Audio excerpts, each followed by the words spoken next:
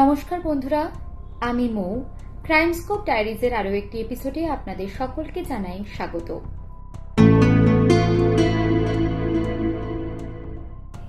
এই ঘটনাটি আজ থেকে ঠিক 103 বছর আগের ঘটনা।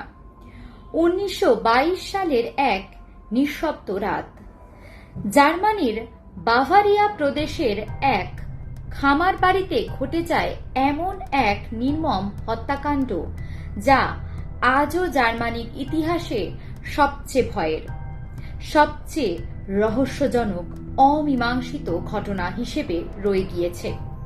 শুরু করছি আজকের এই ঘটনা। হিন্টারকাইফেক খামার বাড়ি। এক নিঃশব্দ শীতের রাত, বরফে ঢাকা জার্মানির হিন্টারকাইফেক গ্রামের এক নির্জন খামার বাড়ি।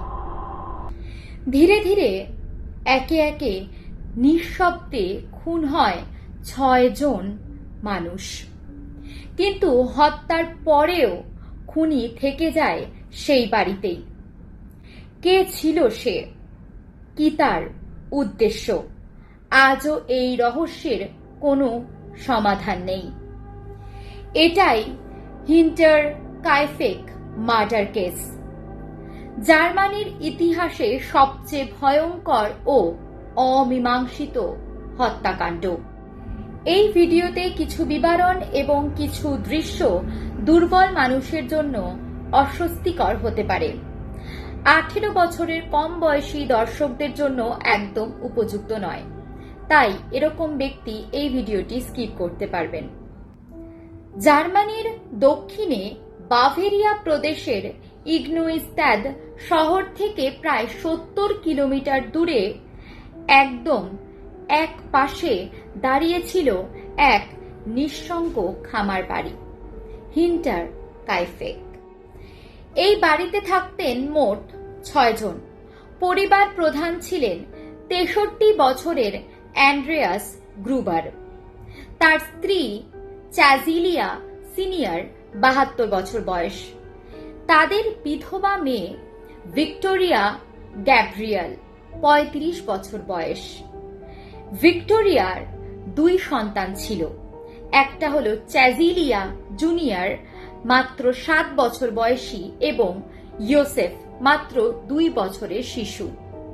আর প্রথম খুনের দিনই নিযুক্ত হয়েছিলেন কাজের এক গৃহপরিচারিকা, তার নাম মারিয়া বাউম গার্টনার।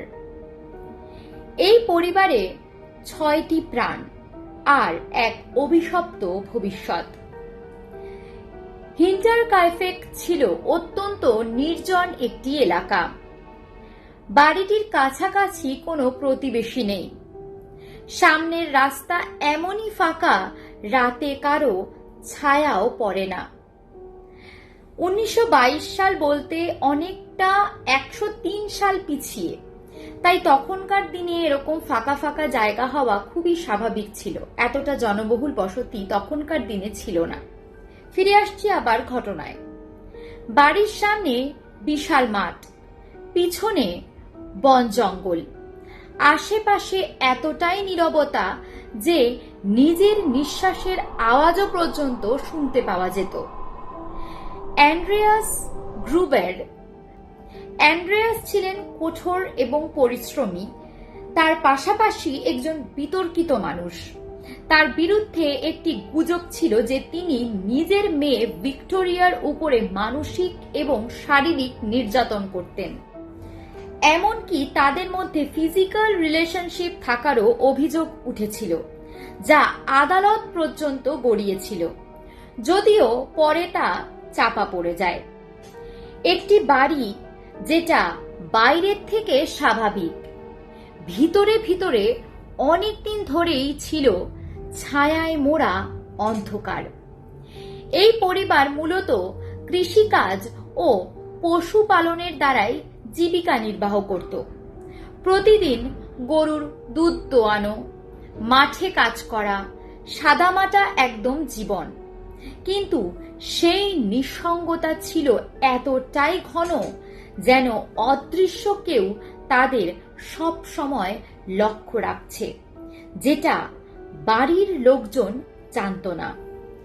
এই হিন্টার কাইফেক খামার ছিল বাইরে থেকে নিরীহ এবং খুবই সাদামাটা তাদের জীবনযাপন, কিন্তু ভিতরে জমছিল এক রক্তাক্ত সত্যতা, যা ইতিহাসের পাতায় লেখা থাকবে অসুস্থ নীরবতা হিসাবে। হত্যার আগে বাড়ির মানুষজন বিভিন্ন অদ্ভুত সংকেত পেতে শুরু করেছিল, যেমন বরফের উপরে পায়ের ছাপ। ঘটনার মাত্র কয়েকদিন আগে খামারের মালিক অ্যান্ড্রেয়াস গ্রুবার দেখতে পান বাড়ির দিকে আসা একজোড়া পায়ের ছাপ বরফের উপরে স্পষ্ট দেখা যাচ্ছে, কিন্তু বাড়ি থেকে বেরানোর কোনো ছাপ নেই, শুধু বাড়িতে প্রবেশের ছাপটুকুই স্পষ্ট। তাহলে এটা কি কারো গোপন অনুপ্রবেশ ছিল, নাকি সে প্রথম থেকেই ওই বাড়ির ভিতরে ছিল? দ্বিতীয় সন্দেহ হয় চাবির অদৃশ্য হয়ে যাওয়া। বাড়ি থেকে গৃহপ্রবেশের দরজা খোলার চাবি আচমকাই হারিয়ে যায়। পরিবারের মানুষজন অনেক খোঁজাখুঁজির পরেও চাবিটি খুঁজে পায়নি।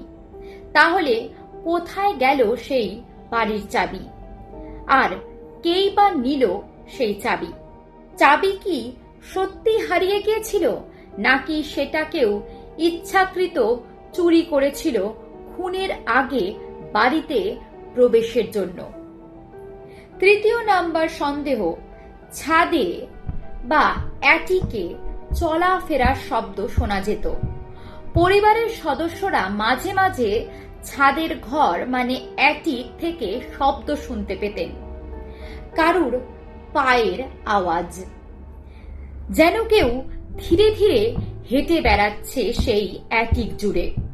কিন্তু ওপরে গিয়ে খোঁজ করলে কিছুই পাওয়া যেত না। এই শব্দ কি কেবল কল্পনা ছিল, নাকি খুনি সবসময় ছিল তাদের মাথার ঠিক উপরে, প্রতিদিন নজর রাখত তাদের? চতুর্থ সন্দেহ, অচেনা একটা পত্রিকা। কে নিয়ে এলো সেই পত্রিকা, যেই পত্রিকা বাড়ির কোনো মানুষ পড়ে না? একদিন অ্যান্ড্রেয়াস দেখতে পান একটি স্ট্রেঞ্জ মুনিক নিউজ পেপার টেবিলে পড়ে রয়েছে, কিন্তু তিনি বা তার পরিবার কেউই সেই কাগজ কোনো দিন আনেননি। এমনকি আশেপাশের প্রতিবেশীরাও জানত না পত্রিকাটি কোথা থেকে এলো।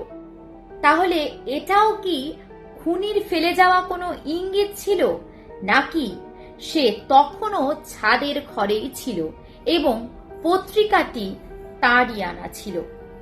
এবং পঞ্চম অস্বস্তিকর বিষয়টি হল আগের গৃহ পরিচারিকার পালিয়ে যাওয়া।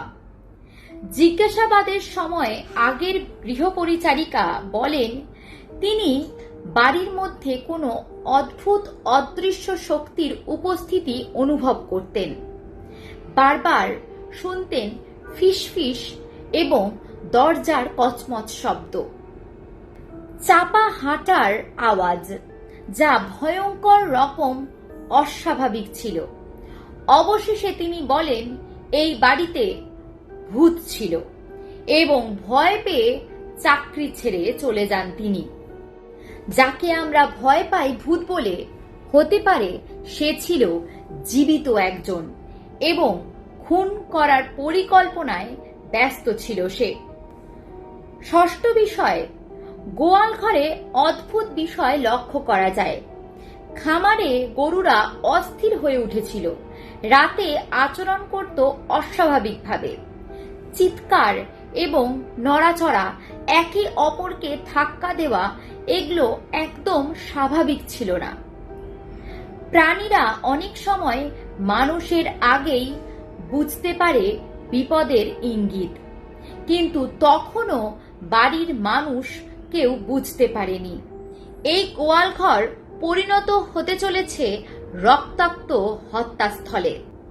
প্রতিটি ইঙ্গিত যেন এক একটি টুকরো চিত্র ছিল, যেই ছবির সম্পূর্ণতা প্রকাশ পায় কেবল খুনের পরে। কিন্তু তখন আর কিছুই করার থাকে না। খুনের দিনটি ছিল তারিখ 31শে মার্চ 1922, এক নিঃসঙ্গ সন্ধেবেলা। সেই দিনই হিন্টার কাইফেক বাড়িতে নতুন কাজ শুরু করেছিল মারিয়া বাউমগার্টনার। তার ভাই তাকে সেই বাড়িতে কাজের জন্য ছেড়ে দিয়ে যান এবং বাড়ির সামনে শেষবারের মতন বোনকে বিদায় দেওয়ার সময় তার দিকে তাকিয়ে বলেন, ভালো থাকিস বোন, কাল আবার দেখা হবে। দুঃখের বিষয় সেটাই ছিল তাদের শেষ দেখা। বাড়ির ভিতরে তখন সবে রাত নেমেছে।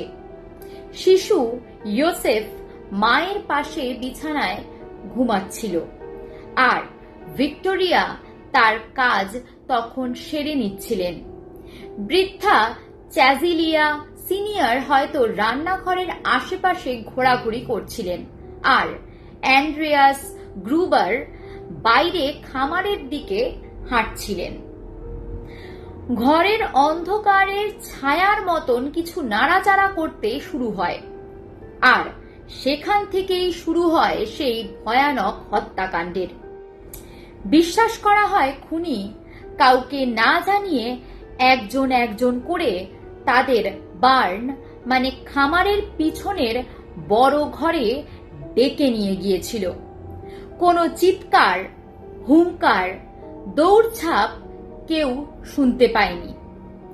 খুনি প্রথম হত্যা করে অ্যান্ড্রিয়াস গ্রুবারকে। তার মাথায় শক্ত মানে কোদাল জাতীয় হাতিয়ার দিয়ে একের পর এক আঘাত করে মাথার খুলির একাংশ আঘাতে চুরমার হয়ে যায়। এই আঘাত শুধু দেহের উপরে নয়, যেন কিছুর প্রতিশোধ বা কিছু জমে থাকা ঘৃণা অথবা নিছক পৈশাচিক আনন্দ উপভোগের জন্য হত্যা করেছিল। একটা একটা করে নিভে যায় জীবন ওই পরিবারের সবার। এরপর খুনি ফিরে আসে বাড়ির দিকে। সে ডাকে এবার চ্যাজিলিয়া সিনিয়রকে, এবং চ্যাজিলিয়া সিনিয়রও বার্নের দিকে হাঁটতে শুরু করে।